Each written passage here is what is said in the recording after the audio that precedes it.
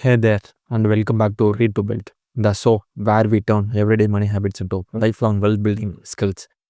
Wherever you are listening from right now, whether you are driving to work, folding laundry, or just relaxing with a cup of tea, I want you to picture your last grocery receipt. Along is not it. Here's your question that might sting a little. What if nearly a third of that total didn't mean to be spent at all? Grocery shopping feels routine, almost automatic, which is exactly why it quietly drains more money than almost any other category in a household budget. Today, we are not talking about coupon flipping schemes or extreme couponing drama. We are talking about a real, repeatable system. 10 inside strategies used by people who mastered the art of smart shopping, from single students to large families, from small towns to big cities. By the end of this episode, you will have a mental toolkit that can realistically cut your grocery bill by 30% or more without ever feeling like you are sacrificing quality or joy at the table. So settle in, because this is one of those episodes where the return on 18 minutes of listening to could be worth thousands of dollars a year. Let's build that skill together. Point number one, the power of pre-shop inventory audit. Before you even think about a shopping list, the smartest shoppers in the world do something almost nobody else does. They shop their own kitchen first. This means opening the fridge, pantry, and the freezer and actually taking stock of what already exists before adding a single new item to any list. The reason this matters so much is that most food waste, and therefore most wasted money, doesn't happen at checkout. It happens quietly at home when duplicate items get bought simply because nobody remembered what was already there. Think of a family who buys a fresh bottle of cooking oil every week for a month. Only two later discover three unopened bottles hiding behind canned goods in the back of the pantry. That's not a small mistake. That's real money evaporating for no reason at all. A 5-minute audit before shopping prevents this pattern completely and also reveals what actually needs replacing versus what feels like it needs replacing out of habit. This single habit alone, done consistently, can eliminate 10 to 15% of unnecessary spending before you will even left the house. It sets the foundation for every other strategy we are about to discuss, because you cannot plan smart purchases without first understanding what you already own. Next, point number two, meal mapping instead of random listing. Once the audit is done, the next major shift is moving from a random grocery list to what we call meal mapping. Planning actual meals for the week and building your list backward from those meals. Random listening happens when people jot down individual items they vaguely remember needing, like eggs, bread, or chicken, without any real plan for how those items connect into finished meals. Meal mapping flips this entirely. You decide on 7 dinners, a few lunches and breakfast for the week, and then extract only the ingredients those meals require. For example, if Monday is a vegetable stir fry, Tuesday is lentil soup, and Wednesday reuses the same vegetables in a wrap, you are buying multi-use ingredients rather than single-use ones that only serve one recipe and then sit forgotten. This approach naturally reduces impulse buying because every item on your list has a clear destination and purpose. It also dramatically cuts food waste since ingredients get used across multiple meals instead of expiring in isolation. Families who adopt meal mapping consistently report spending far less per week simply because every purchase is intentional rather than reactive, which connects directly back to the inventory habit we just covered. Next, point number three, the store layout trap and how to beat it. Grocery stores are not designed randomly. They are engineered, often using research from behavioral psychology to maximize how much you spend per visit.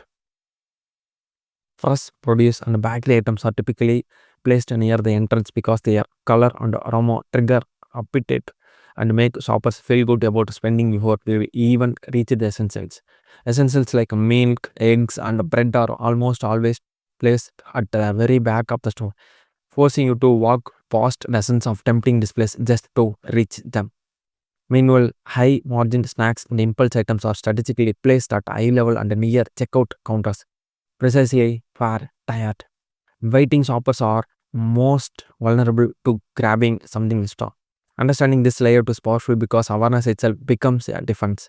Once you know the milk is at the back on purpose, you can walk directly there with intention rather than getting pulled into every aisle.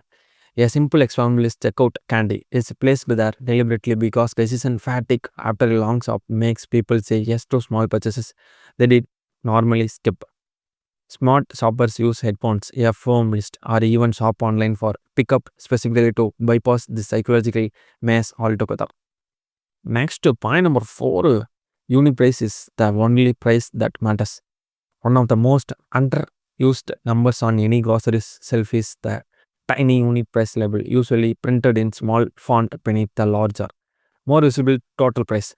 Most shoppers compare the big number, say one product at $4 versus another at $6, and assume the cheaper total is automatically the better deal. But the big number ignores quantity entirely, and quantity is where real savings or real losses hide. For example, a small $4 bottle of shampoo might cost twice as much per ounce as a larger $6 bottle, meaning the seemingly pricier option is actually the smarter buy in the long run. This becomes even more important with bulk staples like rice, flour, oats, and cleaning supplies, where unit price differences of even a few cents per unit can add up to significant annual savings. Training your eye to glance at that small unit price number, whether it's listed per ounce, per liter, or per 100 grams, turns every shelf into a transparent comparison instead of guessing game. This single habit repeated across dozens of items every single shopping trip compounds into one of the largest and the most reliable sources of long-term grocery savings. Next, point number 5, the strategic power of shopping frequency. How often you shop matters almost as much as what you buy, and this is a factor most people never consciously think about. Frequent small trips several times a week tend to increase total spending because each visit brings fresh exposure to promotions, new displays, and impulse opportunities near the checkout. In contrast, shoppers who commit to one well-planned trip per week or even once every 2 weeks for non-perishables naturally spend less because they are only exposed to temptation on a limited number of occasions. Consider someone who stops at the store every single evening on the way home from work just to grab one thing. That one thing routinely becomes 3 or 4 unplanned items, and over a month, those small additions accumulate into a surprisingly large sum. Bag shopping, on the other hand, forces better planning upfront because you know you won't be back for several days, which naturally encourages buying only what's truly needed. This strategy also pairs perfectly with meal mapping from point 2. Since a well planned weekly menu naturally supports a single well organized shopping trip rather than constant reactive visits. Next, point number 6, seasonal and local buying as a savings engine. Produce prices swing dramatically based on seasonality, and understanding this rhythm is one of the most powerful tools in a smart shopper's arsenal. When a fruit or vegetable is in season locally, it's abundant, which means farmers and stores price it competitively simply because supply is high and transportation costs are low. The same item purchased out of season, often shipped from thousands of miles away, can cost 2 to 3 times more while frequently tasting less fresh in the process. For example, buying berries in their natural summer season can cost a fraction of what the same berries cost during winter months when they must be imported from distant climates. Learning your region's seasonal calendar even loosely allows you to build weekly meals around whatever produce is currently abundant and therefore cheapest. This doesn't mean rigidly avoiding out of season items forever, but rather treating them as occasional treats rather than weekly staples. Local farmers markets and community supported agriculture programs often reinforce this same seasonal logic, connecting your wallet directly to what nature is already providing in abundance right now. Next, point number 7, the brand ladder strategy. Every product category on a grocery shelf typically has 3 tiers: premium branded, mid-range branded, and store or generic label. And understanding this ladder unlocks major savings without sacrificing quality.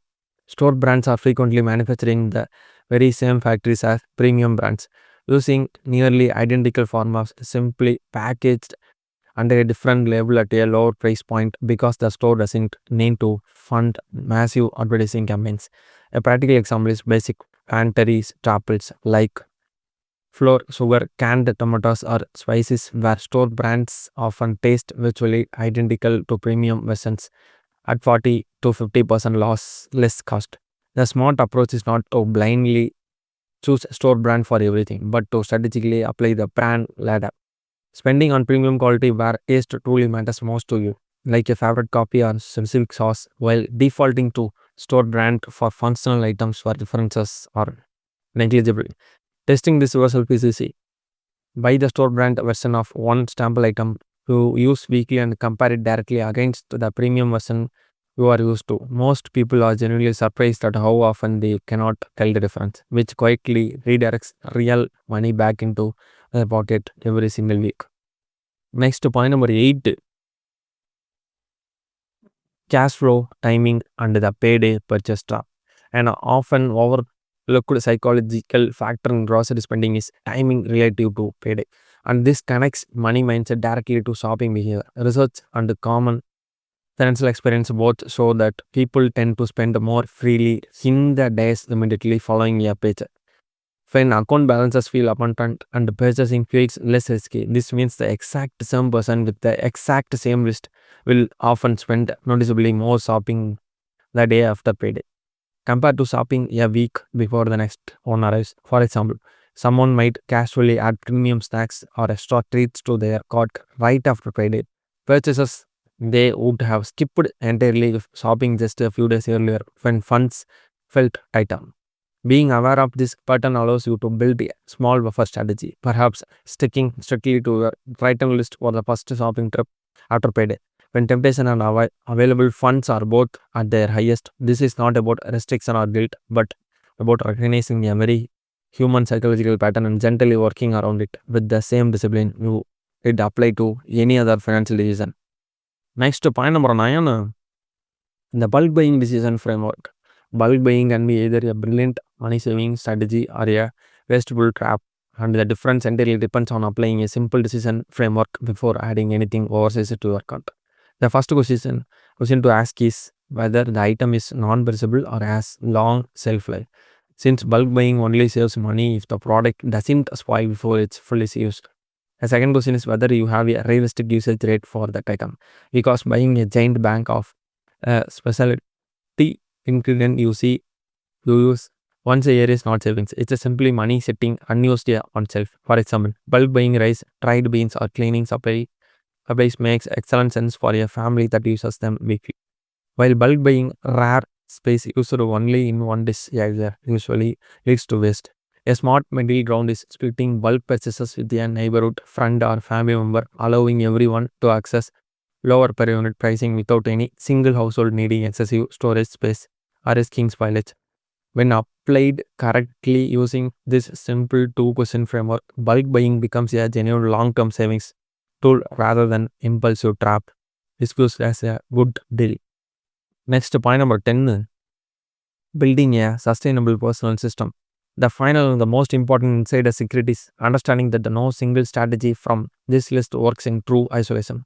Real lasting savings come from weaving all 9 previous points into one consistent personal system. This means your inventory audit feeds your meal map. Your meal map determines your shopping frequency. Your awareness of store layout and unique pricing guides you in our sale decisions. And your understanding of seasonality and the brand ladder shapes what actually lands in your cart. For example, a shopper who audits their pantry plans meals around seasonal produce shops once weekly with a firm list and defaults to store brands for staples is not using one trick. They are running a integrated system that compound savings month after month. The goal is not perfection on day one, but rather than picking 2 or 3 of these 10 strategies to implement this week, then gradually layering in the rest as they become habit rather than effort. Over a year, household applying 20% of the system consistently can realistic save well over $1,000, sometimes considerably more depending on family size and location. This is the real art of smart shopping, not deprivation, but intention, awareness, and a system built once that quietly keeps working for you every single week going forward. Finally, at last. And that brings us to the end of today's 10 strategies on the art of smart grocery shopping. Let's do a quick mental recap. Audit before you buy, map your meals, understand store psychology, trust the unit price, control your shopping frequency, eat with seasons, climb the brand ladder wisely, watch your payday timing, apply the bulk buying framework, and finally weave it all into one sustainable system. None of these strategies require extreme sacrifice, opens obsession, or giving up the foods you love. They simply require awareness and a little bit of upfront planning that pays dividends every single week for the rest of your life. If even one of these 10 points changes how you shop this week, that's a win worth celebrating. And if you apply several together, we're looking at real measurable savings that add up to serious money by year's end. Thank you for spending this time with us here on Read to Build, wherever in the world you are listening from today. If this episode brought you value, share it to someone who does the family shopping, because this is exactly the kind of knowledge that's meant to be passed along. Until next time, keep learning, keep building, and we will see you in the next episode. Thank you.